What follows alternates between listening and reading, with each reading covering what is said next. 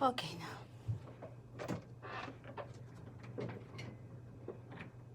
I'm not going to put it Okay. live. I'm just having issues. So, thank you very much to come here to Cafe Latino. As every week, I invite amazing people, and you are no exception. So, Chris, first of all, I wanted to ask you a little about yourself. Tell me a little about who you are, where you born, what did you study? Thank you, Laura. I'm always delighted to be here. I come from Milwaukee, Wisconsin originally. It's a great place on a great lake, as we like to say. It's about 90 miles north of Chicago. After that, I went to Dartmouth College in New Hampshire to get my undergraduate degree in economics.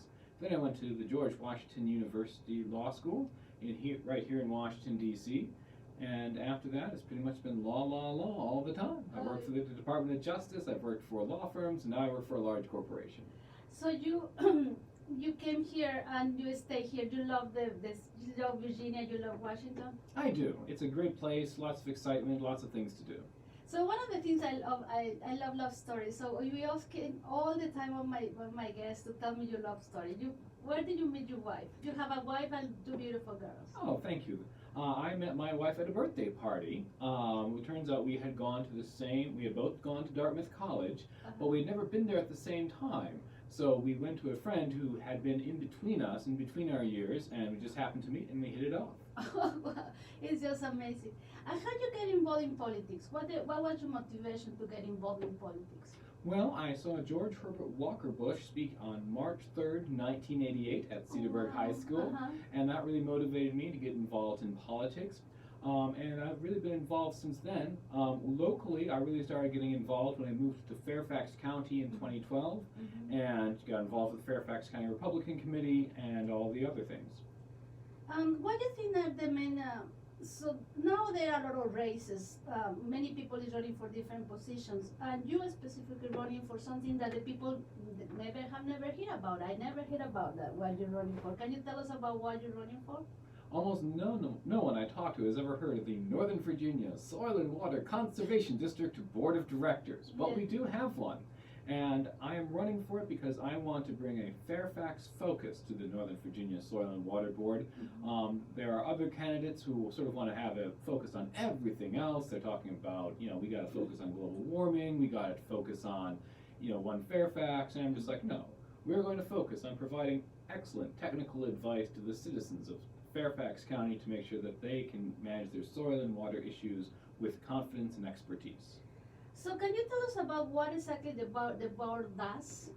The board oversees the Soil and Water District. So what the Soil and Water District does is that it provides technical expertise, it monitors the soil to see how it's shifting under our feet, it monitors the streams to make sure that they remain clean. They provide technical expertise to developers, the county, and to homeowners when they are thinking of doing additions to their homes or building new structures, and they also provide expertise on what we can do to plant more trees and to help fight soil erosion. The board then oversees the 6 full-time and 2 part-time employees who are performing these functions, make sure that they receive funding and everything else. Okay. So when people want to build, they have to go to this department to ask for permission to build? They do not have to come to us. We can provide advice. We also provide the soil survey for the entirety of Fairfax County. If you go to the Soil and Water Board website, you can actually find the most recently completed soil survey, which was completed in 2008, done in 2008, completed in 2011, and you can see what type of soil is underneath your structure. Thus, that gives you an idea when you go to get the permits from the county what you're going to need to do. And we can then also provide additional advice. But we don't regulate, adjudicate, or legislate, so we can't, you don't need our permission to do anything, but we can provide help. That's something very interesting. And how many people have to be selected? People have to vote for how many people in this election? In this election, you get 3 votes. I'm running with 2 other people, Dr. Jane Dudick, who has a PhD in environmental science, and Mr. Ed McGovern, who has a master's in public policy. So you get 3 votes. The board is 5 people, 3 are elected, 2 are appointed. Oh, that's very interesting. So be sure that when the people go to the ballot, it's very interesting because it looks like the school board and your position is at the final of the ballot. That's correct. We're all the way in the bottom, all the way in the back. So we want to tell people exactly, go to the back to be sure that you vote for it. But moving on a little more, Let's talk about a little more about politics. You are now the chair of the Hunter Mill District for, that you help in the community. Can you tell us about what you do for the community in Hunter Mill? Within Hunter Mill, I help ensure that we have enough volunteers out so that people who want to be informed of politics have an access point, whether it's at a parade, at a festival, or just at a back to school night, someone who's there with the information they need to know what's going on in their local community.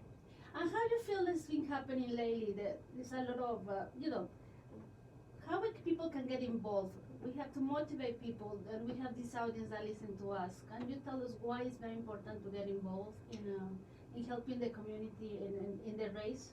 It's important to get involved because it's your community, and these local races that are up for vote on November 5th, 2019, that's less than 3 weeks away. Yeah. These are the people who have the big impact on you, are going to determine what your children are taught. They're going to determine whether your property taxes go up, whether a road gets extended. All of the things that really matter to you day to day matters a lot more day to day than what happens in Washington, D.C. or in Richmond. So let's try to talk a little more about these people. The people that, can we talk about where is located Hunter Mill? Hunter Mill is located in the northwestern part of Fairfax County. It's not as far north as Drainesville. It's not as far west as Sully, but it's one of those. In the middle. It's in the middle. It's like Providence and Mason, sort of squished in the middle. Mm-hmm. And so Hunter Mill is part of. Reston is the main area that is compound of Hunter Mill. I would say Reston is one of the nodes of Hunter Mill, and then the other node would be Vienna. Vienna and a little part of Herndon. Yep, we also encompass Herndon, although another part of Herndon is encompassed by Drainesville. Drainesville, yeah. So, is there any kind of events coming up, or what kind of events or what kind of activities that people can get involved in the next few days? You can reach out to either myself or whoever is around locally with the party and say you want to volunteer. We need help, and this is really important for high school students. We need help on election day distributing sample ballots. And if you're a high schooler who needs to get your service hours in for your civics requirement, contact me.